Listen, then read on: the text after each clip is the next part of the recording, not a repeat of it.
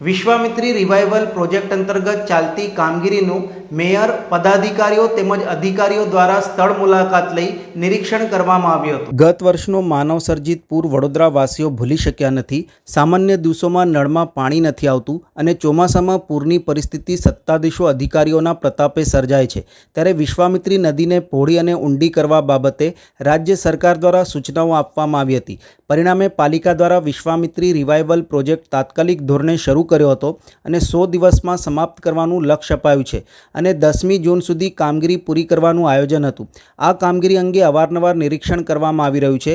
CM અને ગૃહરાજ્ય મંત્રી પણ નિરીક્ષણ કરી ગયા છે। ત્યારે હવે ગણતરીના દિવસો બાકી રહ્યા છે। ત્યારે મેયર પિંકીબેન સોની, પાલિકાના પદાધિકારીઓ, અધિકારીઓ, મ્યુનિસિપલ કમિશનર દ્વારા નદીની કામગીરીનું નિરીક્ષણ કરવામાં આવ્યું હતું। રીધમ હોસ્પિટલ પાસે તેમજ નરહરી હોસ્પિટલ પાસે આ કામગીરીની સ્થળ મુલાકાત લેવાઈ હતી। ડ્રેઝિંગ અને મોડિફિકેશનની કામગીરી બાદ નદીના પટનું ધોવાણ થતું અટકાવવા પણ કોઈર લગાડવાની કામગીરી થઈ રહી છે।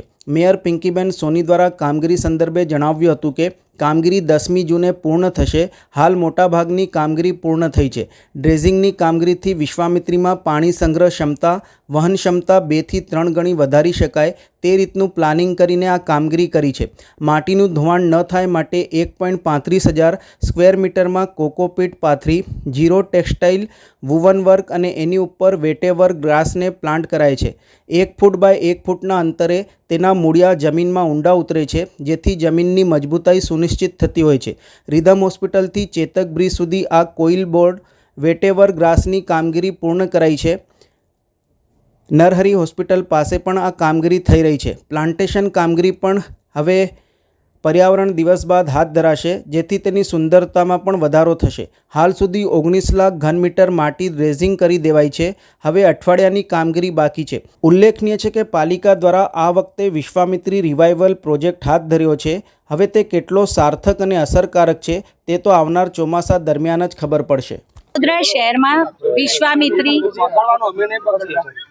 શહેરના વિશ્વામિત્રી ડ્રેઝિંગની કામગીરી જે યુદ્ધના ધોરણે શરૂ કરવામાં આવી હતી, જે 100 દિવસનો જે પ્રોજેક્ટ હતો, 100 દિવસ 10મી જૂને પૂર્ણ થવાના છે।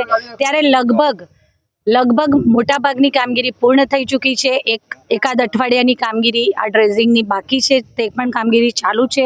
તો સાથે સાથે આપણે સૌ જાણીએ છીએ તેમ આ વિશ્વામિત્રીની ડ્રેઝિંગની કામગીરી થકી આપણે વિશ્વામિત્રી નદીમાં પાણીની સંગ્રહ ક્ષમતા અને તેની વહન ક્ષમતા 2 થી 3 ગણી વધારી શકાય તે રીતનું પ્લાનિંગ કરી અને આ ડ્રેઝિંગની કામગીરી કરવામાં આવી છે।